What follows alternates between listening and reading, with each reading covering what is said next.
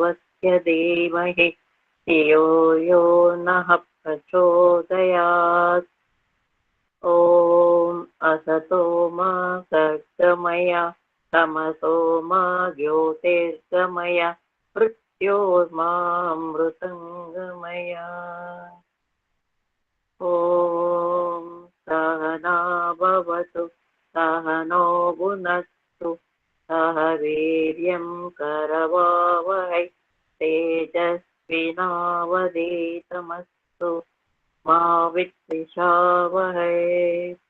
ॐ शान्ति शान्ति శాంతి. నమస్తే అమ్మా, అందరికీ నమస్తే. అందరికీ నమస్తే. ఋగ్వేదాది భాష్య భూమికలోని మనం ఉపాసన విషయంలో ఉన్నాము. ఇక్కడ మనం గమనించుకోవాల్సింది ఏమిటి అంటే, పరమాత్ముని మీద ఐశ్వర్యవంతుడని, ధనవంతుడని, అనేక సంపదలకు అధిపతి అని, కర్మఫల ప్రదాత అని స్వీకరించడం వేరు. బ్రహ్మాండమున వ్యాపించి ఉంటాడు అన్న జ్ఞానం వేరు. ఆ బ్రహ్మాండమున వ్యాపించి ఉన్న తత్వాన్ని మన హృదయ గూటిలోకి, అనుభూతిలోకి తెచ్చుకోవడం అనేది ఇది సామాన్య విషయం కాదు. ఈ తత్వాన్ని లోతుగా సాక్షిభూతం చేసుకోవాలి అంటే మనం చాలా జితేంద్రియులము కావలసి ఉంటుంది. ఎందుకంటే ఆహారముల శుద్ధత, వ్యవహారముల శుద్ధత, మనస్సులో శుద్ధత, ఉపయోగించే వస్తువులలో శుద్ధత, జీవించే విధానములో శుద్ధత, ఆచరణ అయితే చాలా అధికంగా గొప్పగా ఉండాలి. అందుకని ఇవన్నీ ఎంత ఎక్కువ శుద్ధముగా ఉంటే ఆ పరమాత్ముని యొక్క సాక్షాత్కారం జీవాత్మ పొందగలుగుతుంది. మరి అంతటి శుద్ధత్వములో మనము ఎంత శ్రమ చేస్తున్నాము? మరి ఆ శుద్ధత్వాన్ని పొందాలి అంటే, ఇప్పుడు ఉదాహరణకి మనం ఉపయోగించుకునే వస్త్రాలు మురికవుతే శుద్ధి చేసే ప్రక్రియ వేరుగా ఉంటుంది. ఉదాహరణకి చూడండి, మనం ఒక 2-3 గంటలే కట్టుకున్నాము, పెద్దగా ఆ వస్త్రాల మీద వాష్రూమ్ కి వెళ్ళలేదు అంటే దాన్ని మనం కాస్త ఆరబెట్టేసి ఇంకొకసారికి మనం ఉపయోగించుకోవచ్చు. కానీ వాష్రూమ్కి వెళ్ళాము అంటే మళ్ళీ అదే చీర మీద మనం యజ్ఞం చేయాలి అన్నా, ఏదైనా మందిరానికి వెళ్ళాలన్నా ఆలోచిస్తాం. మళ్ళీ ఆ చీర సామాన్య కాటన్దా లేదా సబ్బు పెట్టబోతుందా, ఆ చీర మీద పడ్డ మరకల్ని ఎలా శుద్ధి చేసుకోవాలి, ఇదంతా ఒక వస్త్రము మురికి అవుతే ఆ శుద్ధ ప్రక్రియలోనే ఇంత పెద్ద వ్యవహారం ఉన్నప్పుడు, మరి జన్మ జన్మాంతరాల నుండి ఆత్మ అనేక వాసన జనిత మనస్సుతోటి వచ్చింది. మరి ఈ మనస్సుని తక్కువ సమయములో శుద్ధి చేసుకోవాలి అంటే ఋషులు ఎంత పరిశోధన చేసి ఉంటారో ఇది మనం గమనించుకోవాలి. అందుకనే పతంజలి మహర్షి యొక్క ఏదైతే అష్టాంగ యోగం ఉందో, యమ, నియమ, ఆసన, ప్రాణాయామ, ఈ 4 మీద మనం ఏదైతే చర్చించుకుంటున్నామో, ఇది ఋషులు అనుభూతిలోకి తెచ్చుకున్న తర్వాతనే, ఆ ఉపాయాలని వాళ్ళ మీద ఉపయోగించిన తర్వాతనే, దాని ద్వారా వాళ్ళ లాభాన్ని పొందిన తర్వాతనే సూత్ర రూపములో, గ్రంథ రూపములో మనకు అందించడం జరిగింది. మనం ఇప్పుడు ఆ సూత్రాలని, ఆ సూత్ర భావార్థాలని గురుముఖంగా వింటున్నాం. విన్నదాన్ని మనం వదిలిపెట్టకుండా కాస్త మననం చెయ్యాలి. మననం చేసిన దాన్ని మనం తప్పకుండా మిత్రుల మధ్యలో వర్ణించుకోవాలి. ఆ వర్ణించినప్పుడు ఏదైతే మనకు విషయం అవగతం అవుతుందో దాన్ని మనం సాక్షిభూతం చేసుకోవాలి. ఇది మీరు గమనించండి. నిన్న మనం ప్రాణాయామం గురించి నేను మీకు చెప్పాను. ప్రాణాయామములో భ్రామరి గాని, ఉద్గీతము గాని, అనులోమ విలోమ గాని, భస్త్రిక గాని, ఇవన్నీ సూక్ష్మ వ్యాయామాలే. ప్రాణాయామము అంటే లోపల ఉన్న శ్వాసని బయటకు వదిలేసి, మూలేంద్రియాన్ని పైకి లాగి, నాభిని వెనక్కి కొట్టి, గదవ భాగాన్ని కంఠం దగ్గర తెచ్చి, లోపల ఎంతసేపు మనం ఆపగలుగుతున్నాము అనేది మనం పరిశీలించుకోవాలి. దాన్ని 100 సార్లు, మేము భాష్య ప్రాణాయామాన్ని 1000 సార్లు చేస్తామండి.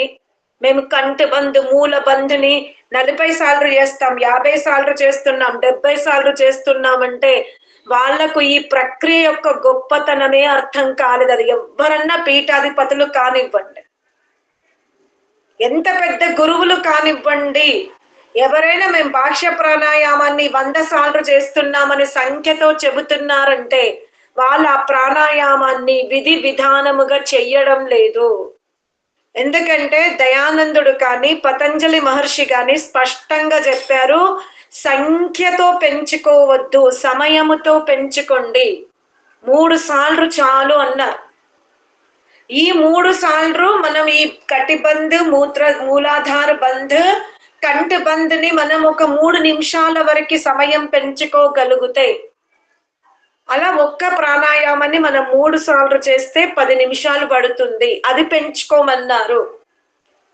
అలా ఎవరైతే బాహ్య ప్రాణాయామంని, ఆభ్యంతర ప్రాణాయామముని, స్తంభ వృత్తిని అభ్యాసం చేస్తారో భయపడకుండా నిదానముగా, అలా అది 3 సార్లు, ఇది 3 సార్లు, ఈ స్తంభ వృత్తిని 3 సార్లు చేస్తే అది 30 నిమిషాలకి వెళ్తుంది. దీనివల్ల తప్పకుండా జితేంద్రియత్వం ఏర్పడుతుంది, ఇంద్రియాల మీద పటుత్వం వస్తుంది. మనము పరమాత్ముని ద్వారా ప్రదత్తమైన సాధనాలని తక్కువ ఉపయోగించుకున్న వాళ్ళం అవుతాము. ఏకాగ్రత పెరుగుతుంది, మానసిక ఆందోళన తగ్గుతుంది, నిద్రగోలు లేకుండానే రాత్రిపూట నిద్ర పడుతుంది. ఈ ప్రాణాయామము అనంతమైన లాభం ఇస్తుంది. మిగతా మనం ఏవైతే భస్త్రిక, అనులోమి చేస్తున్నామో వాటికి ప్రాణాయామాలను పెట్టారు కానీ అవి ప్రాణాయామాలు కాదు, సూక్ష్మ వ్యాయామాలు. ఈ ప్రాణాయామాలది మనం 3 సార్లే చెయ్యాలి, కానీ సమయం పెంచుకోవాలి. నాకు తెలిసి 3 నిమిషాల కంటే ఎవ్వరు కూడా ఎక్కువ చెయ్యలేరు. ఎందుకంటే ఆ విధముగా మన శరీరములో ఆ శక్తి ఆ విధంగా ఉంటుంది. కావున భయపడకుండా విధి విధానంగా ఋషి ప్రణీత గ్రంథాలను ఋషి ప్రణీతంగానే మనం వ్యాప్తి చెయ్యాలి. అంతేగాని యశస్సు కోసమో కీర్తి కోసమో ఋషుల యొక్క సిద్ధాంతాన్ని మనం తలక్రిందులు చెయ్యకూడదు. ఇప్పుడు ఉదాహరణకి మీరు రామభక్తులు ఉండొచ్చు. నేను రాముణ్ణి చాలా చాలా గౌరవిస్తాను, కృష్ణుని కూడా నేను చాలా గౌరవిస్తాను. నాకు వీళ్ళంతా ఆదర్శ పురుషులే. అంటే హైందవ సాంప్రదాయంలో ఉన్న దేవి దేవతల్ని నేను ఆదర్శంగా తీసుకుంటా. అంతేకాని నేను సృష్టికర్తగా వాళ్ళని బాల్య దశ నుండి పెట్టలేదు, ఇంక ఇప్పుడు అసలే పెట్టలేదు. వాళ్ళ మందిరాలకు వెళ్ళినా నేను చెప్పులు ఇప్పుతాను, అక్కడ అరుగుల మీద కూర్చుంటాను. అంతేగాని కొబ్బరికాయ నైవేద్యాలు, అభిషేకాలు నేను ఎప్పుడు చెయ్యలేదు.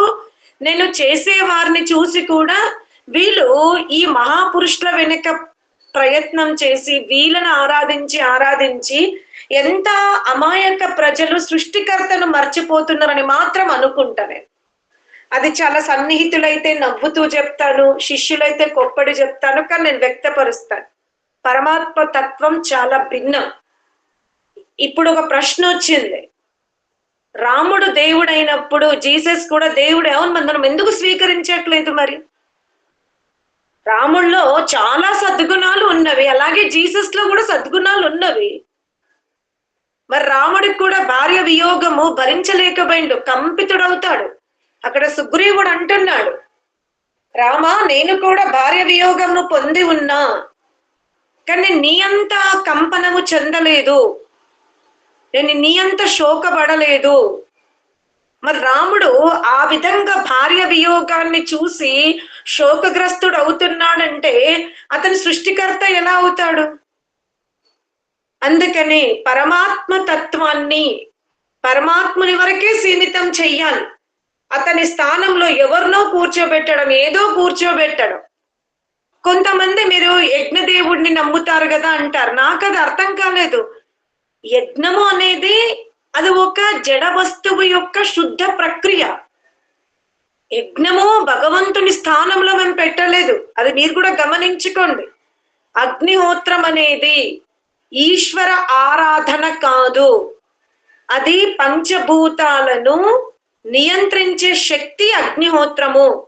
మన శరీరము ద్వారా విడుదలవుతున్న దుర్గంధ పదార్థాల వలన ప్రకృతి ఒత్తిడికి లోనవుతుంది.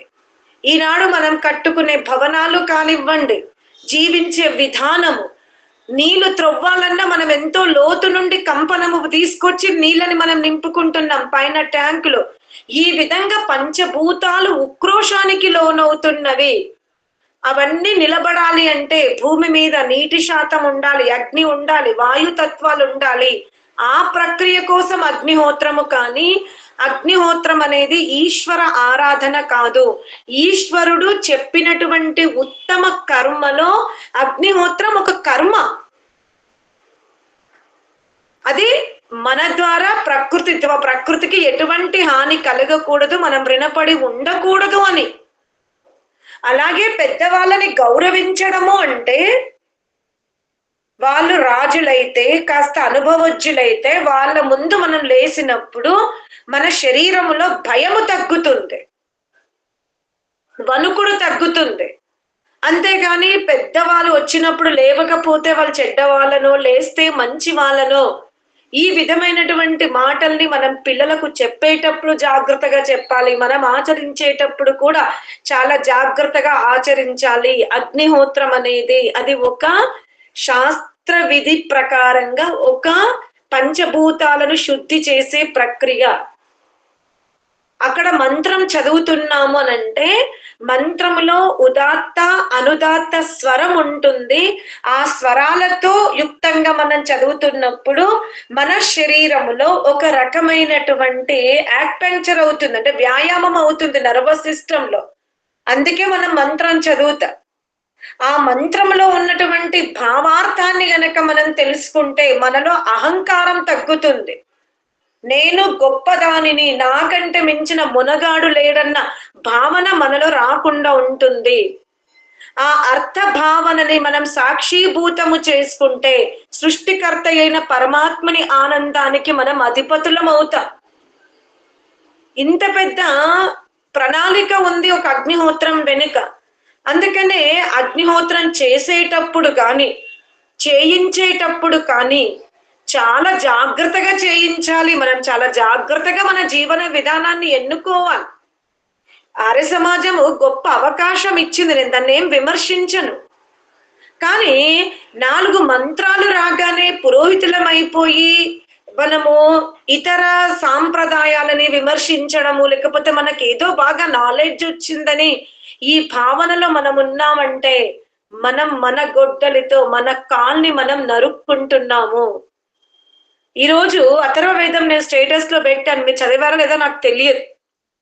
అలా చదువుతూ ఉన్నప్పుడు ఆ మంత్రములో పరమాత్ముడు ప్రసవిస్తున్న సమయములో అగ్నిహోత్రం జరగాలి, గర్భిణీ స్త్రీ ప్రాణాయామం చెయ్యాలి అంటే అసలు మేము గురుకులానికి వెళ్ళాము, అక్కడ వేదాలు నిత్యం అన్నారు. మరి నేను కూడా కడుపుతో ఉన్నప్పుడు నాకు ఆ మంత్రం తెలియదేంటి?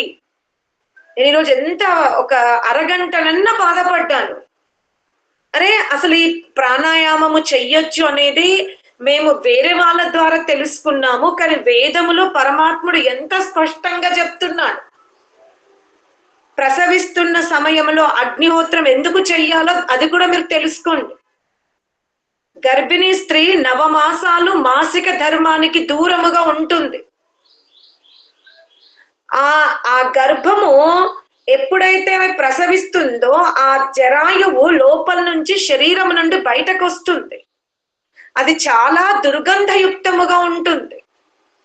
ఆ దుర్గంధము వలన కుటుంబ సభ్యులు కానీ, పరిసరాలు కానీ, పెంపుడు జంతువులు కానీ, ముఖ్యంగా గోమాతకి చాలా నష్టం, చెట్లకి. ఆ ప్రసవము జరుగుతున్న సమయంలో స్త్రీ గర్భము నుండి ఏదైతే రక్తస్రావము జరుగుతుందో ఆ రక్తస్రావం వల్ల పూల చెట్లకు, గోమాతకు, వృద్ధులకు, పసిపిల్లలకు చాలా మందికి ఆ దుర్గంధం వల్ల ఎన్నో వ్యాధులు వచ్చే అవకాశం ఉంది. అందుకనే అప్పట్లో ప్రసవము గృహములో జరిగేది. అందుకే పరమాత్ముడు ఆ ప్రసవ సమయములో ఒకవైపు అగ్నిహోత్రం జరగాలి అన్నాడు. అదే విధంగా స్త్రీ గర్భాధారణ చేసిన నాటి నుండి ప్రాణాయామం చెయ్యాలి. అప్పుడే ఆ నరాలన్నీ కూడా బిగిసిపోకుండా ఉంటవి. ఆమె శ్వాస ప్రశ్వాస క్రియల్ని ప్రాక్టీస్ చేస్తే ఆ సంతానాన్ని బయటకు పంపించేటప్పుడు ఆమె చాలా పుష్ చేస్తుంది. ఎంత నాలెడ్జ్ ఉంది వేదములో చెప్పండి. నేనే ఈరోజు ఆ మంత్రానికి స్టేటస్ పెట్టేటప్పుడు నా కండ్ల నుంచి నీళ్ళు వచ్చేసినాయి. ఇన్ని సంవత్సరాలు వేదములు మన గృహములో ఉన్నవి, నేను వేద మంత్రాలని చదువుతున్నా ఒక్కొక్కసారి ఎంత ఆవేదన ఉంటదంటే ఈ వేదములు నేను ఎందుకు తెలుసుకోలేకపోయాను ఇన్ని రోజులు. అందుకే నేను ఎప్పుడు కూడా నన్ను చాలా మంది విదూషిమని అంటారు, ఆర్య అంటారు, ఆచార్య అంటారు. నాకు ఈ సంబోధనలు ఏవొద్దు, మాతాజీ చాలు. అది కూడా గౌరవం. ఎందుకంటే అమ్మాని పిలుస్తున్నప్పుడు మనలో అంటే ఆ తల్లికి బిడ్డల పట్ల కానీ, బిడ్డలకు తల్లి పట్ల కానీ దోషములు అగుపడకుండా ప్రేమ వ్యక్తమవుతుంది, అమృతం విడుదలవుతుందని నేను అమ్మ, మాతాజీ అమ్మ అని పిలిపించుకుంటాను. కానీ నాకు ఆచార్య అనే పదం అస్సలు నా పక్కన చేర్చడం నాకు అసలు ఇష్టం ఉండదు. వేదము లాంటి మహాసముద్ర జ్ఞానాన్ని అర్థం చేసుకోవడానికే జీవితం సరిపోవడం లేదు.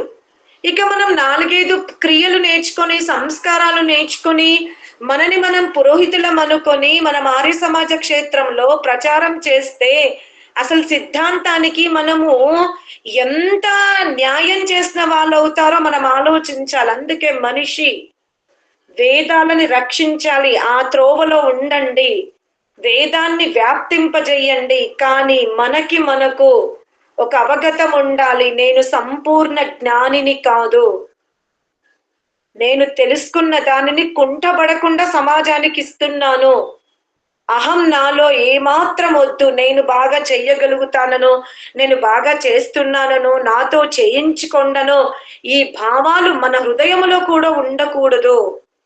అసలు మానవ జన్మ 4 అంగుళాల పొట్ట నింపుకోవడం కోసం వృత్తి ధర్మము అనగా జీవన ఉపాధి ఉండాలి, ఉద్యోగం చెయ్యాలి. పురుషుడు ఆర్థికంగా ధన సంపాదన తీసుకొస్తే స్త్రీ వంట వార్పుల ద్వారా ఆ ధనాన్ని పొదుపు చేసి కుటుంబ సభ్యుల్ని ఆరోగ్యంగా కాపాడుకుంటుంది. అనగా ఇద్దరు కూడా వృత్తిలే చేస్తున్నారు. ఇది ఉద్యోగ ధర్మం అనగా జీవితం సగటుగా సాగిపోవడానికి. వేదములో ఎక్కడ కూడా కుర్చీల మీద అత్తమామ కూర్చుంటే కోడలు వడ్డించాలని ఏ మంత్రం లేదు. మన శరీరములో శక్తి ఉన్నంత వరకు అతిథి దేవో భవ.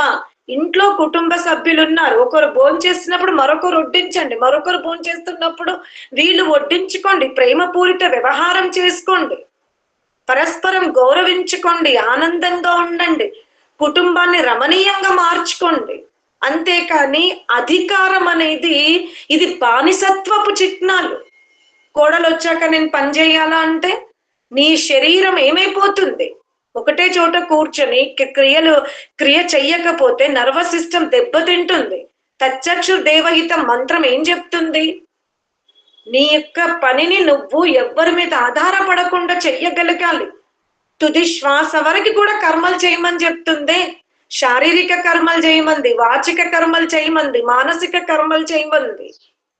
మీరు వాక్కుతో శబ్దాలని స్పష్టంగా పలకలేకపోతున్నారు, శరీరములో శిథిలత్వం ఉంది అంటే మనస్సు ద్వారా వాళ్ళ గురించి శుభం కోరుకోండి. అప్పుడు మీ చుట్టుపక్కల ఉన్న కోడళ్ళ మీద, కొడుకుల మీద, మన్మన్ల మీద, స్నేహితుల మీద ఎంత ప్రేమపూరిత ఆ పాజిటివ్ సకారాత్మక ప్రభావం పడుతుంది. ఈ బానిసత్వపు ఆలోచనల నుండి, అజ్ఞానం అనే ఆలోచనల నుండి మనం బయటపడాలి అంటే తప్పకుండా ప్రాణాయామం చెయ్యాలి, చక్కటి సద్గ్రంథ పఠనం చెయ్యాలి. ఈ ప్రపంచములో మనము జ్ఞానులమే, ప్రపంచమంతా కూడా జ్ఞానులే, మనము మంచి వాళ్ళమే, ప్రపంచము కూడా మంచిదే, అంతేగాని మేమే మంచి వాళ్ళము, మేమే గొప్ప వాళ్ళము అనే ఈ భావన మనలో ఎప్పుడు కూడా ఉండకూడదు. ఇది ఉంది అంటే మన ఆత్మ తన అభివృద్ధిని ఆపేసుకుంటున్నట్టే. ఇప్పుడు మనం వినబోతున్న సూత్రం కూడా అదే. పతంజలి మహర్షి చెప్పినటువంటి అష్టాంగ యోగమును మనం తప్పకుండా చాలా చాలా గొప్పగా సిద్ధింపజేసుకోవాలి. మానసికంగా గాని, శారీరకంగా గాని, వాచికంగా గాని ఎక్కడ ఆధిపత్యం వద్దు. ఎవరి మీద ఎందుకు, మన శరీరం మీద మనకు ఆధిపత్యం ఉంటే చాలు. మన ఇంద్రియాల మీద మనకు ఆధిపత్యం ఉండాలి, మన జీవన విధానం మీద మనకు ఆధిపత్యం ఉండాలి. మనం ఏదైనా చెప్తున్నాము అంటే అల్పుడికి అది జ్ఞానాన్ని ఇవ్వగలగాలి. ఎవరిని కూడా మనం మోసం చెయ్యకూడదు. అది మనసుతో కానీ, వాక్కుతో కానీ. ప్రతి ఆత్మ గౌరవాన్ని కోరుకుంటుంది, ప్రతి ఆత్మ సుఖాన్ని కోరుకుంటుంది, ప్రతి ఆత్మ ప్రసన్నంగా ఉండాలనుకుంటుంది. ఏ ఆత్మకు కూడా అవమానం ఇష్టం ఉండదు, ఏ ఆత్మకి కపటం ఇష్టం ఉండదు, ఏ ఆత్మకి మోసపోవడం ఇష్టం ఉండదు. మరి మన ఆత్మకి మనకు ఎవరైనా మోసం చేస్తే ఎంత బాధ అవుతుందే, మరి మనము వాచికంగా, మానసికంగా ఇతరులను మోసం చేస్తూ ఉంటే వాళ్ళు కూడా అంతే బాధపడతారు కదా. మరి పరమాత్మనికి మనం అందరం సంతానమే. మనకు వీళ్ళు సంతానం కాకపోవచ్చు, వీళ్ళు శత్రువులు ఉండొచ్చు. పరమాత్మనికి మాత్రం భూమి మీద ఉన్న ప్రతి ప్రాణి పరమాత్మనికి సంతానమే. తన బిడ్డల పట్ల ఏ జీవుడైతే హింసాత్మక వ్యవహారం చేస్తాడో పరమాత్ముడు దాన్ని పాపంలోకి కౌంట్ చేసుకుంటాడు. అందుకనే ఆ పరమాత్ముని యొక్క బిడ్డలము గనక పరమాత్ముని స్థానమున ఎవ్వరిని కూర్చోబెట్టకండి, మీరు కూర్చోకండి, గురువులని కూర్చోబెట్టకండి. పరమాత్ముని స్థానములో పరమాత్మని కూర్చోబెట్టండి. మీ స్థానంలో మిమ్మల్ని మీరు రక్షించుకోండి. మీ శరీరాన్ని ఆరోగ్యంగా, ఆనందముగా, సుఖముగా, సరళముగా, రోగరహితముగా, మంచి ఆహారముతో, మంచి ఆలోచనలతో, మంచి మిత్రమండలితో, మంచి బంధువర్గముతో శరీరాన్ని చాలా ఆహ్లాదపరుచుకోండి. రాగద్వేషాలతో, అజ్ఞానముతో, అహంకారముతో, క్రోధముతో ఒకరి యొక్క నాశనాన్ని మనం ఎందుకు కోరుకోవాలి? అది తోటికోడళ్ళమైనా సరే, బంధుమిత్రులమైనా సరే. ఈ పగలు, ఈ రాగద్వేషాలు, ఎత్తుకు పై ఎత్తులు ఎందుకు మనకి? మనమంతా పరమాత్ముని యొక్క సంతానం. ఆ పరమాత్ముడు ఎక్కడ కూడా లిప్తుడు కాకుండా ఎంత ప్రశాంతంగా తేజస్వరూపముతో నదిలాగా పవిత్రంగా ఉన్నాడో మనము కూడా అంతే పవిత్రంగా ఉండే ప్రయత్నం చెయ్యాలి కదా. మనం పరమాత్మునికి దగ్గర అవ్వాలి అంటే కేవలం కూర్చొని నామస్మరణ చేస్తే కాదు, మన ఆచరణలో కూడా శుద్ధత్వం పెరగాలి, ప్రేమపూరిత వ్యవహారం పెరగాలి, కపట రహితమైన వ్యవహారం పెరగాలి. అరే ఒకరు చెయ్యి వంట మనం 10 సార్లు తిన్నప్పుడు, ఆ అతిథి మన ఇంటికి వస్తున్నప్పుడు మనకి ఎంత కష్టమైనా మనం భోజనం పెట్టగలగాలి కదా. ఆ ఆలోచన మనకు ఎందుకు రాదు? మనం ఎవ్వరి మీద కూడా రుణపడి ఉండకూడదు. వేదమును ఎంత వీలవుతే అంత వినండి, చదవండి, మీ పైన మీరు ఆచరింపజేసుకోండి. వేద జ్ఞానాన్ని, వేదామృతాన్ని, వేద రసమును, వేద యొక్క సోమరసాన్ని మీరు త్రాగండి. ఎంత త్రాగగలిగితే, ఎంత జీర్ణించుకోగలిగితే అది మీరు జీర్ణించుకోండి. ఇతరులకి చెప్పే ప్రయత్నం తక్కువ చేయండి. వేదమును త్రాగేయండి. ఎలా మనము మునిగినప్పుడు, నీటిలో మునిగినప్పుడు శరీరంలోని ప్రతి అవయవము ఎలా తడిచిపోతుందో అలాగే ఆ వేదమనే మహాసముద్రములో మనం ఇంకా పాదాల యొక్క గోర్ల వరకు కూడా నీరు అందలేదు. మనం ఎలా అనుకుంటున్నాము మాకు వేదం అర్థమైపోయిందని? 22,000 మంత్రాలు, ఆ భావార్థాలు, ఆ కంఠస్థం ఎప్పుడు అవ్వాలి? ఇవాళ ఉదయము మీకు సుగ్రీవుడిది, నేను రాముడిది కూడా సంవాదం పెట్టిన. దాదాపు అది 10 శ్లోకాలలో ఉంది. నేను దాన్ని అంతా తెలుగులో పెట్టేసిన. అక్కడ అసలు బాలి, సుగ్రీవుడు, అసలు వాళ్ళ చరిత్ర ఎంత గొప్పది. అక్కడ బాలి ఆ బుల్బులే గుహలోకి వెళ్ళినప్పుడు అక్కడ ఎంతమంది రాక్షసులు ఉన్నారో తెలియదు. ఒక్కడే వెళ్తాడు. వాళ్ళని చంపుతున్నప్పుడు ఆ రక్తం బయటకు వచ్చింది. ఇక్కడ సుగ్రీవుడు ద్వారపాలకుడుగా ఉన్నాడు. ఆ ద్వారపాలకుడుగా ఉన్న సుగ్రీవుడికి ఎన్ని రోజులైనా బాలి బయటకు రాకపోయేసరికి భయపడిపోయి ఒక పెద్ద ఆ గుహకి అడ్డుగా పెద్ద స్టోన్ పెడతాడు. మరి కాలాంతరంలో ఆయన రాజు అవుతాడు. ఆ విషయం ఎవరికీ చెప్పలేదు, కానీ బాలి చెప్పుడు మాటలు వింటాడు. విని తన తమ్ముని తన ఆసనం పైన కూర్చోవడం చూసి ద్వేషం పెంచుకుంటాడు.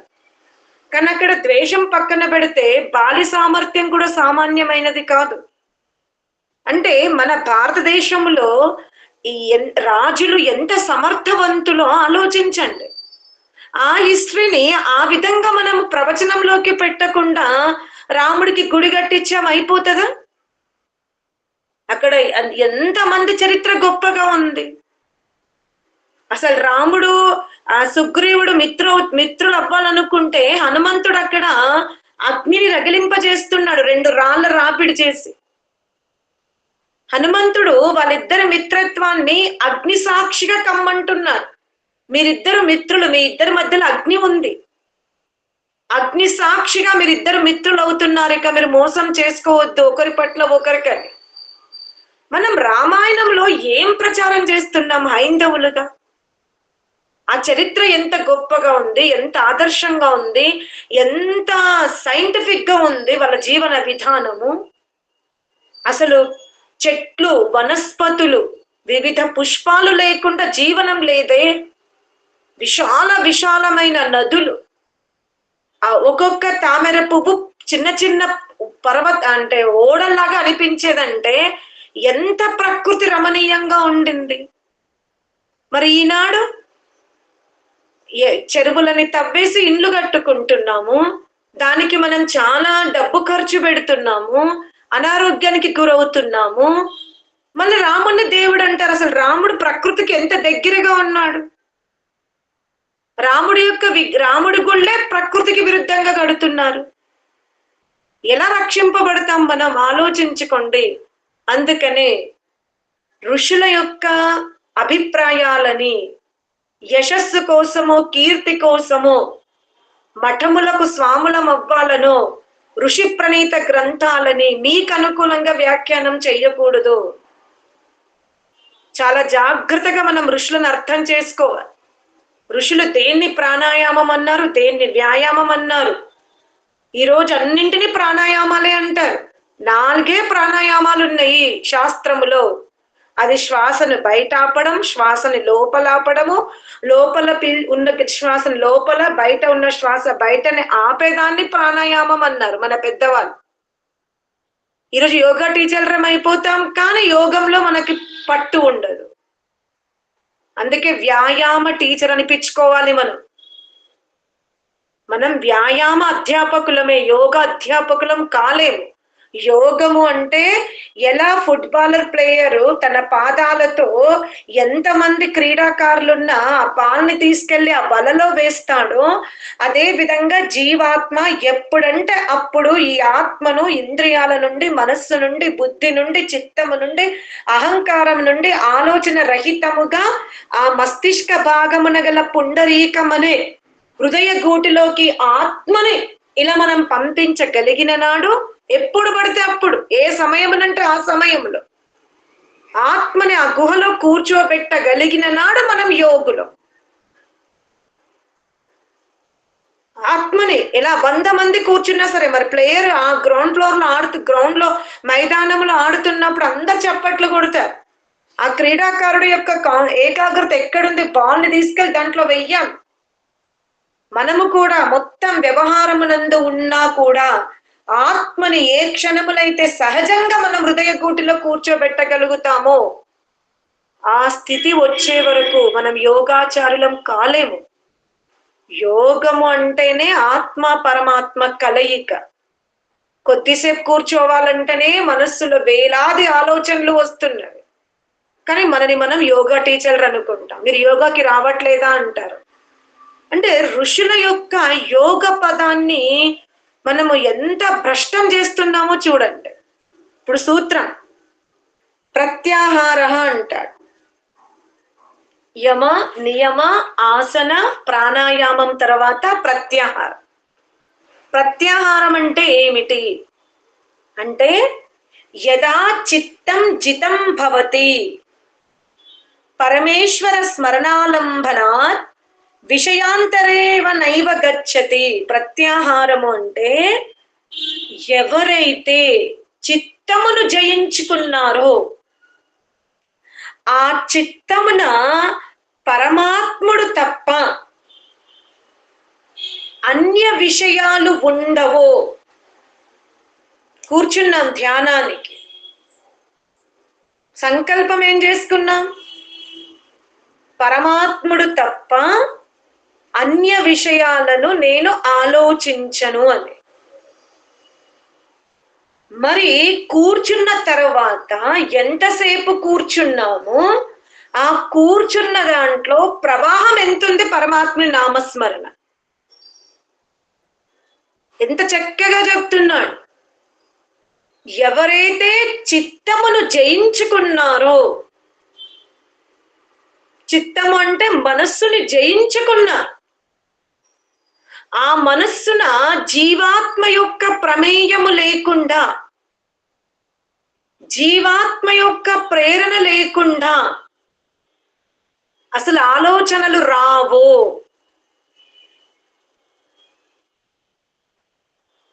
ఆ ఒకవేళ జీవాత్మ ఆ చిత్తమును ఉపయోగించుకున్న ఆ చిత్తం ఎలా ఉందంటే శుద్ధ నిర్మల తత్వముతో ఉంది.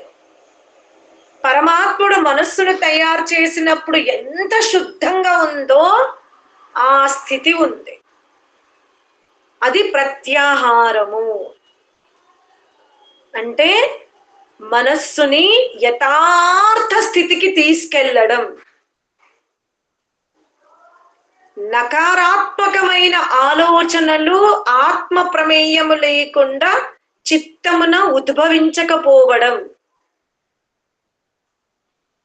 ఆత్మ ప్రేరణ లేకుండా చిత్తములో ఏ ఒక్క విషయము కూడా స్మరణలోకి రాకపోవడం, ఈ స్థితిని ప్రత్యాహారము అన్నాడు. మరి మనమందరము సాధించామా? ఎందుకు ఇతరుల పైన మనం అధికారం చెలాయిస్తాం? మన చిత్తమే మన ఆధీనములో లేదు. ఇన్ని సంవత్సరాల నుండి ఇన్ని సత్సంగాలకు వెళ్ళి ఈ చిత్తమును ఎలా శుద్ధంగా పెట్టుకోవాలో, ఎలా నియంత్రణగా పెట్టుకోవాలో, దీన్ని ఎలా వశపరుచుకోవాలో, దీనినే మనం ఇంకా సాధించలేని స్థితిలో మీరు సమాజంలో ఇతరుల పైన అధికారం ఎలా చెలాయిస్తారు? ప్రశ్నించుకోండి. మనతో ఉన్నటువంటి చిత్తం పరమాత్ముడు ఇంత శుద్ధంగా ఇచ్చినప్పుడు తిరిగి అతను ఏమన్నాడు? నువ్వు ఎన్ని సంవత్సరాలన్నా ఉపయోగించుకో, ఎన్ని యుగాలు, ఎన్ని సృష్టి కాలాలు, ఎంత నీకు ఉపయోగించుకోవాలనిపిస్తే అంత ఉపయోగించుకో. ఈ చిత్తమును, బుద్ధిని, మనస్సుని, అహంకారమును, ఉభయ ఇంద్రియాలను నీవు అలిసిపోయి కుప్ప కూలిపోయినా మళ్ళీ లేసి ఉపయోగించుకో. కానీ నాకు తిరిగి ఇచ్చేటప్పుడు మాత్రం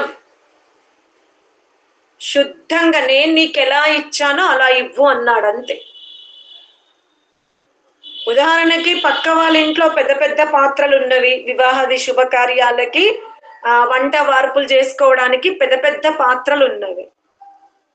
మన ఇంట్లో శుభకార్యం పడింది, మంచి సాన్నిధ్యం ఉంది గనక మనం వాళ్ళ పాత్రలు తెచ్చుకొని వంట వార్పులు చేసుకున్నాం.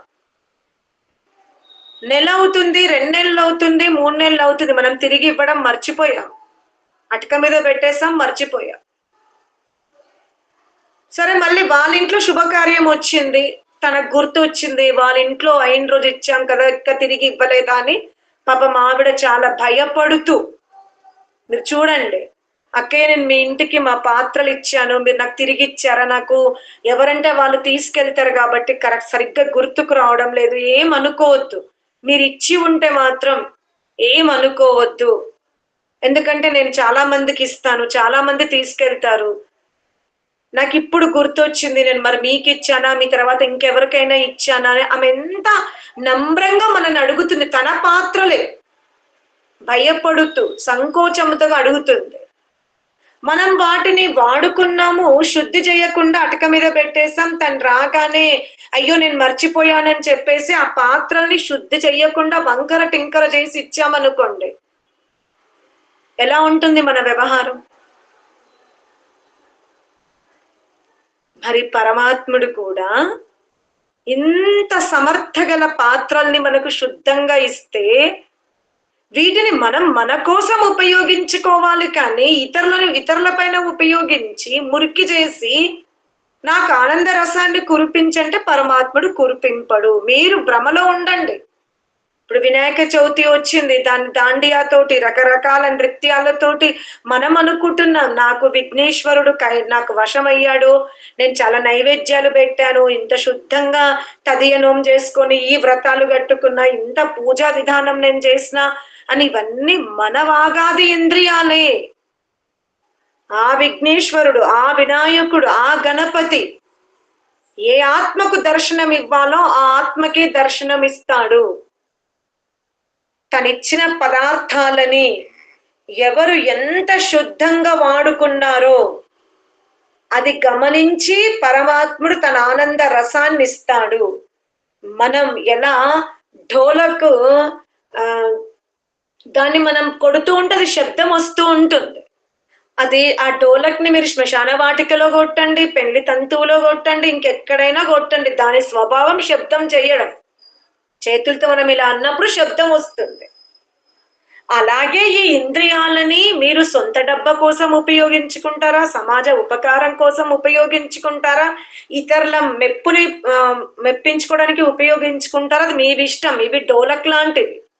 ఈ ఇంద్రియాలు ఒక జడ పదార్థాలు, వీటిని మీరు ఎలా అయినా ఉపయోగించుకోండి. పరమాత్ముడు మాత్రం మార్క్స్ వేసేటప్పుడు అతను మాత్రం ఢోలకుడు కాడు. అతను చాలా జాగ్రత్తగా ఆలోచిస్తాడు, తొందరపడడు, వేగముగా ఉండడు.